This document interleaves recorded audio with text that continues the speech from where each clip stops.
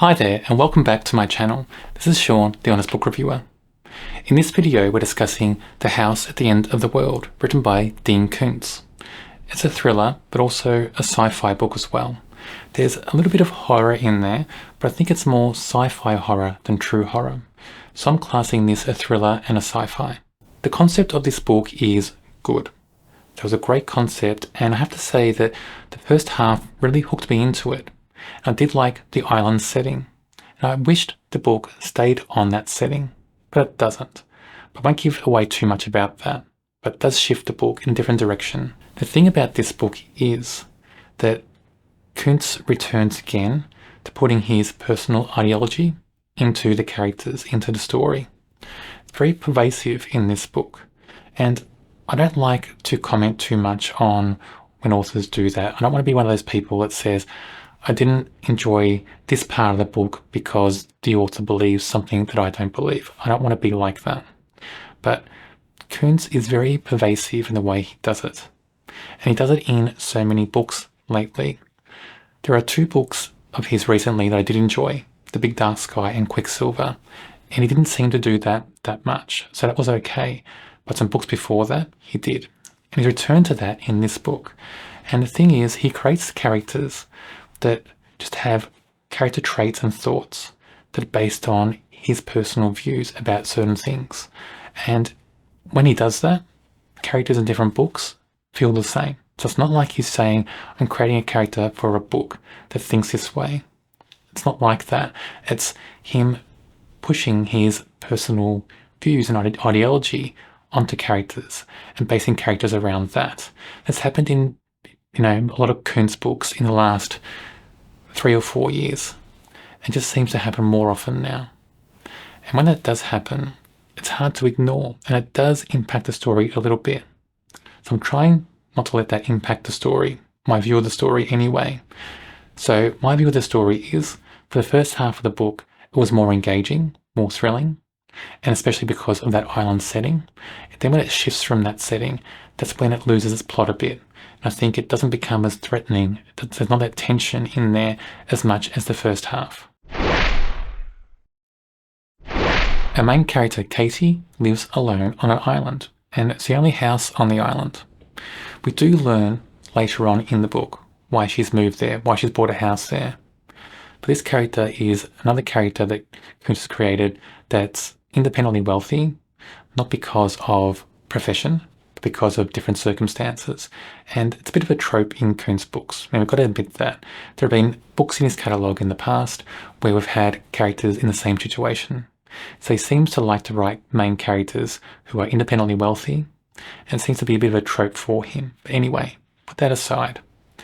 Katie is on an island. She's very isolated. She prefers not to have human contact, only when she needs to. And she's happy with that. But underneath it all, in her thoughts, you get the feeling that she feels threatened by something external, even though she's so isolated, and it would take somebody on a boat to come to her island. She feels very threatened by something external. That's carried through in the character, and we see that because in her house, she has quite a few weapons in her house and ammunition, and hidden around the house as well. And she also has a secret cellar, and in the cellar she has food stored that could last her many years. But that's strange because in the book, she doesn't call herself a prepper. But for all intents and purposes, when we see that cellar, that secret cellar filled with food, when we see the weapons, ammunition hidden around the house, she is a prepper. She feels like what a prepper is. So that was a strange thing in the book. So anyway, from her island, she can see another island. And she watches it sometimes with binoculars. And this island is meant to have some sort of secret base there. And the rumour is that it's the EPA. They have some sort of lab there. And one day, there's choppers, helicopters, buzzing around the water and around the island, and they drop depth charges or something in the water. And there's a few explosions. And then later on the same day, there are drones flying around. And these drones also fly over Katie's island. She's not happy about that. So she takes one of her weapons and she takes some pot shots at these drones and misses. But then she thinks, okay, if those drones are taking footage, she's going to be seen as a threat. She expects somebody to come and visit her. with whatever intentions, she's not sure. But she expects to have a visit very soon from somebody on that island. Not long after, I think it might be the next day, she sees or hears people on the island. She hears a boat. She goes to investigate. She takes weapons with her. So, she's not messing around with these people. She's got intruders on her island. She wants to know who they are and she wants to get rid of them. But when she gets there, she finds they're some sort of federal agents. They say they are. They say they're from the ISA. And I think this is the second book that I've read from Koontz anyway that has the ISA. And I think the other book was Quicksilver. So there's some mysterious federal agency who investigate kind of black market, black operation things. So they show her a warrant, they show her their badges, their identification, and she thinks, okay, they're there for a purpose, and she leaves them be. And she hopes they'll just leave soon. Then she sees a boat go, and she thinks, okay, they're leaving. Then she starts to hear gunshots on the island. So again, she goes to investigate, taking her weapons with her. And that's when all the, I guess, more sinister and more sci-fi stuff starts happening in this story. Up until then, it's all about thriller, building that tension. What's going on? She's secluded. What's going on this other island? Who are these people coming to her island? What are the drones about? All that sort of thing. So it's building up tension and does it very well. And then this is where the sci-fi part starts happening, when weird stuff starts happening that's not normal. I'll leave Katie's storyline there, and we'll talk about Libby. Libby is another main character in the book, and we meet Libby about halfway through the book. Libby's parents work on the island, the mysterious lab. They're scientists. And we meet Libby on a night when her world basically explodes. It changes. There's big things happening in her home, big events, and her life's in danger. I'm not going to give away all the things that are happening, because if you want to read it, you want to read that for the first time. I'll just say that her life's in danger, and she manages to escape, so I'll give that little bit away. She does escape, and she makes her way to Katie's island, because we have to get away for Libby and Katie to meet. So that happens. And that's where the story shifts from situation, from setting. And that's where I think the second half of the story isn't as good as the first half, because we leave the island setting, which I found really captivating, really thrilling and gripping. We go to a different setting. But I will mention one other thing, and that's about a fox. There's a wild fox on Katie's island, and she calls him Michael J. So you get it, Michael J. Fox. But anyway, this fox suddenly switches from being a wild creature into a domesticated pet. And I found that so strange in this book. I don't get it. I don't get the purpose of it. I don't get why it's there. It adds nothing to the story. There's no reason, no explanation given for this fox changing from a wild creature into a domesticated pet. And when I mean domesticated pet, I do mean that.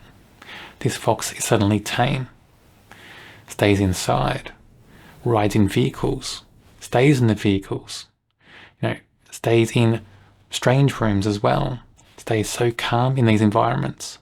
There's no wild element left in Michael J. Nothing at all.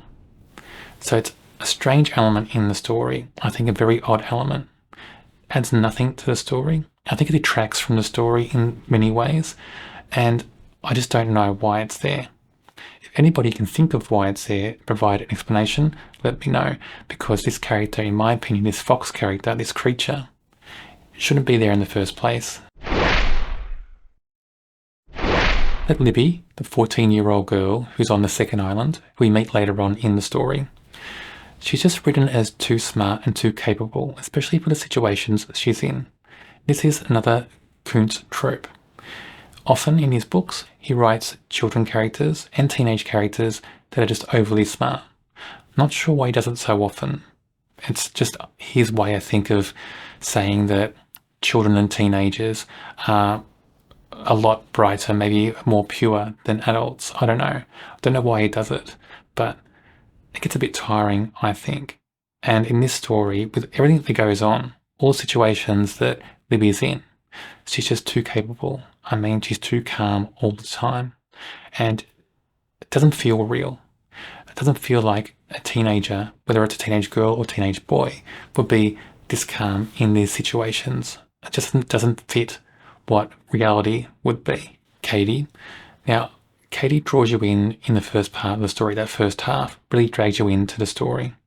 The thing with Katie, though, is she doesn't feel like her own character. She feels like Koontz putting his personal views into the character. That's what it feels like. Because I've seen a character with the same thoughts, the same feelings in other characters in other books. So even though Katie drags you into the story, she has her own history. She has her own personality to an extent, but she also is Koontz wrapped up in this character. So that's disappointing in a way. And I wish that they would have kept the story on the island. I think the Katie on the island is much more engaging than the Katie off the island. Michael J. So the fox on the island, the wild fox, the wild creature. And, you get it, Michael J. Fox. This is a character that shouldn't be there in the first place. Fair enough, there's foxes on the island. Let's keep them there. Let's keep them wild. Why this fox suddenly becomes tame, like a domesticated pet, I don't know. I don't get it. There's no reason for it. It has nothing to the story, other than having an animal in the story. And Koontz has a habit of putting dogs in his books, smart dogs, very clever dogs. I just don't get it. I don't know if this is just a replacement for a smart dog, because people are saying enough with the dogs. I don't know.